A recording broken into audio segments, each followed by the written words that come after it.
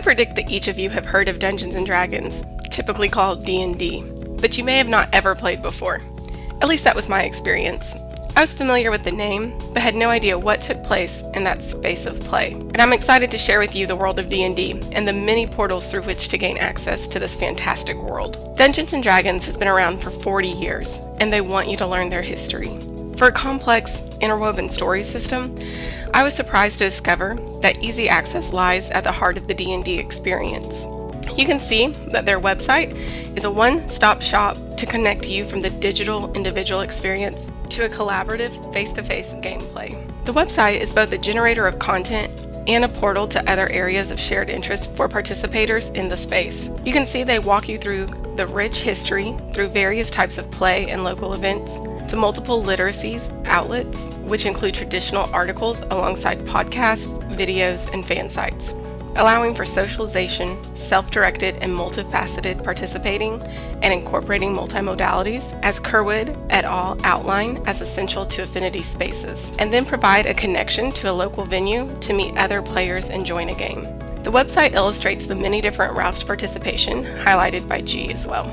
That's where my field research took me, to a local gaming store called Gear Gaming Room, where co-owner Glenn chatted with me about his desire to create what he considers a third space for gamers to feel welcome and connected over their D&D fandom. At the D&D table, there's a DM, or Dungeon Master, who is an expert in the story at hand. The DM sets the stage for the experience and knows what the ultimate goal is for the team, but he does not control how they arrive there. That is in the hand of the character players, a transformative experience for them. Each player has chosen a character with their own individual strengths and weaknesses, powers and motives, but join with one another on a mission. Players can step in and step out, as I observed over 2 weeks, but fellow players continue taking notice of where other characters may be and filling in one another as needed. The game cannot proceed without this distributed knowledge, bringing together one another's extensive knowledge of the game and intensive knowledge about their character abilities. When a situation arises and no one is sure exactly how to proceed, they turn to other resources to build an answer. Some may rely on tacit knowledge from playing over the years, while newbies need their player's handbook. Combining these resources usually resulted in negotiation of how to proceed. There are also several routes to status, and players move between role of expert and novice.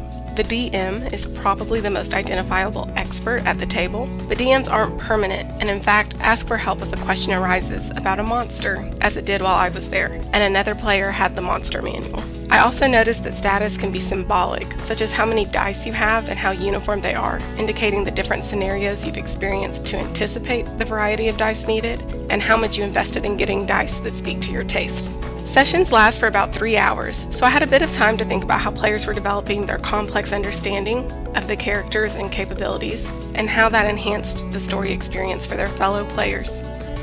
Essentially, learning how to participate and generate content for the story. Do we do that in our schools? Do we create a space to enhance learning by encouraging creative, generative participation from our students? And if learning can be engaging and generative here, at the first table of many, inside Gear Gaming Room, with no monetary, celebratory, or worldly advancement, how can it be so different for so many students in a classroom that builds on the promise of such things if you can successfully complete all of the tasks assigned to you?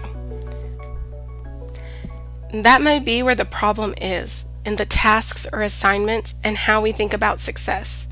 At the beginning of the gameplay, the DM begins by checking in with each player. Do you remember where you were? What's your ability? Then the DM addresses the group to make sure they are all in agreement as to where the gameplay left off and what their ultimate goal is. This sort of messy approach can be applied to the orderly arena of the classroom. Consider a teacher interacting with students like a DM. They provide the quest to the students, or you may think of it as the kind of knowledge we need to assess. And then they provide a jumping off point, or the foundational knowledge. This could be linking them to various resources, like their books, online sources, people that they know, their calculator.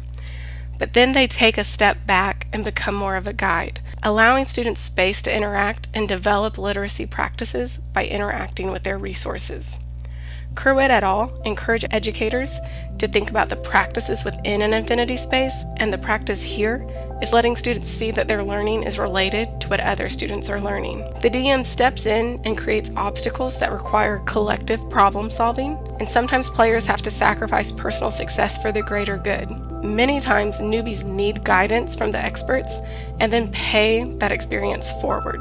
This may sound similar to group work, and structurally it is similar, but it requires a paradigm shift from this is what we will learn and how we will do it, to a mentality of I'm challenging you to get to here, and this is where we are now. We arrive as a class and we help each other along the way. The D&D players instinctively relied on traditional literacies, including reading and writing, to be successful. Books were the most frequent portal on the table, and each player had a folder or binder to keep track of their play. The players were responsible for keeping up with their own character development, which translated into being more successful in the game and generating more content as the story evolved.